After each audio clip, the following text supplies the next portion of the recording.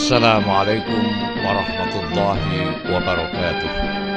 Bismillahirrahmanirrahim. Alhamdulillahirabbil alamin. Wassalatu wassalamu ala asyrafil anbiya wal mursalin Sayyidina Maulana Muhammad wa ala alihi wa ashabi ajmain. Amma ba'du. Selamat bertemu kembali dengan saya Muhammad Ajib di channel Kampung Ilmu, channelnya orang-orang yang tetap istiqomah mencari ilmu. Semua manusia tanpa terkecuali pasti akan mati. Bila demikian, lalu apa sebenarnya yang akan dituju oleh manusia di alam dunia ini? Apakah manusia hidup semata-mata hanya untuk bekerja, berumah tangga, bersenang-senang dengan harta yang dimilikinya, ataupun berkeluh kesah dalam kemiskinan, kemudian ia lalu mati tidak berdaya? Apakah setelah mati itu ia akan hilang, menguap, seperti halnya api obor yang akan padam? Atau seperti embun pagi yang tertimpa sinar matahari? Begitu mati, eksistensinya akan musnah dalam medan ketiadaan?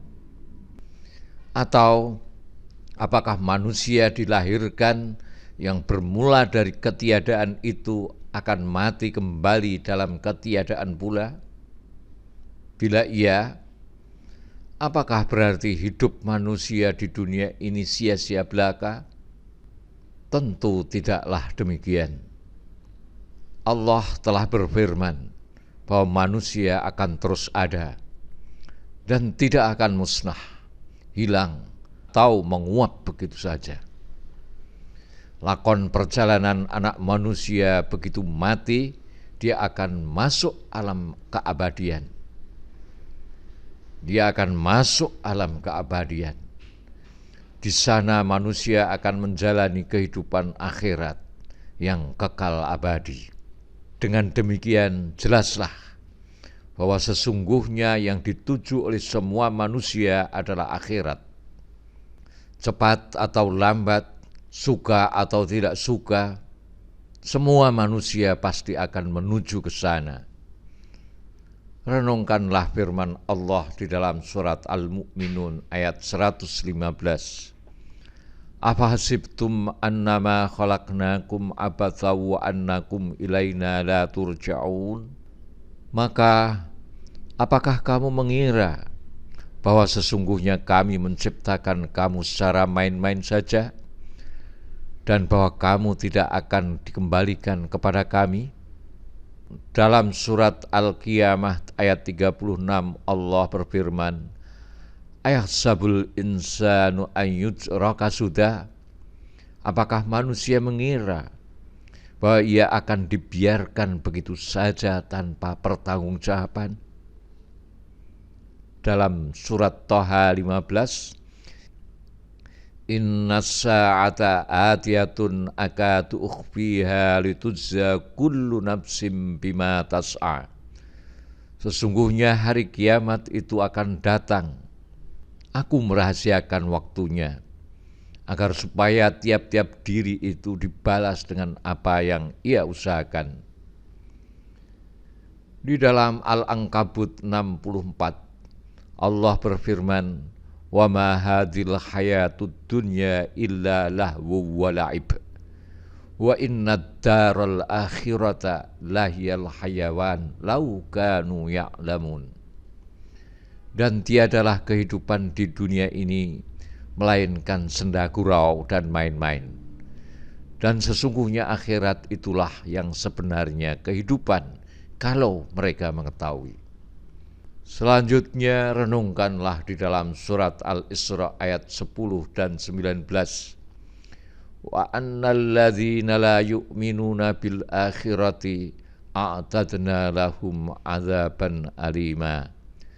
Dan sesungguhnya orang-orang yang tidak beriman kepada kehidupan akhirat, kami sediakan bagi mereka azab yang pedih.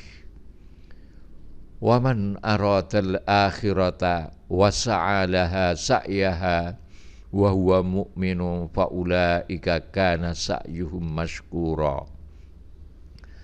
Dan barang siapa yang menghendaki kehidupan akhirat dan berusaha ke arah itu dengan sungguh-sungguh sedangkan ia adalah mukmin, maka mereka itu adalah orang-orang yang usahanya dibalasi dengan baik. Sahabat Kampung Ilmu yang berbahagia, keterangan singkat yang diuraikan di atas sekilas tampaknya sederhana. Namun bila kita renungkan baik-baik, makna yang tersirat sangatlah dalam. Pahamilah ini dengan baik, karena inilah fundament yang paling mendasar untuk dapat menemukan atau mengerti kebenaran hidup yang hakiki. Sahabat Kampung Ilmu yang berbahagia, Allah selalu menciptakan segala sesuatu secara bertahap, yaitu dengan melalui suatu proses yang berkesinambungan dan rumit. Namun bagi Allah tidak ada yang sulit. Keberadaan manusia juga melalui suatu proses yang rumit, namun indah dan menarik.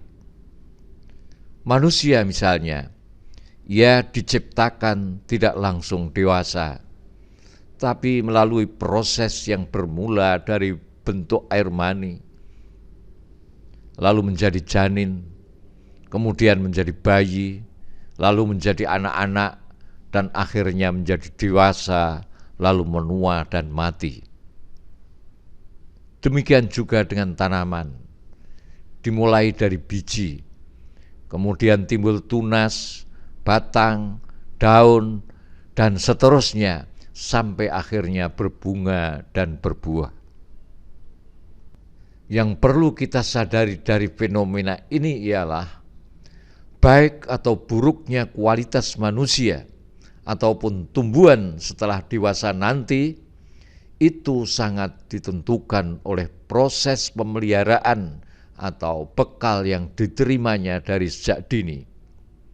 Kualitas manusia di dunia ditentukan sejak mulai berada di dalam perut ibunya. Si calon ibu ini memakan makanan yang bergizi agar kelak bayinya sehat. Kemudian bayi tersebut diberinya makan yang baik serta dilindungi keamanannya supaya menjadi anak yang sehat.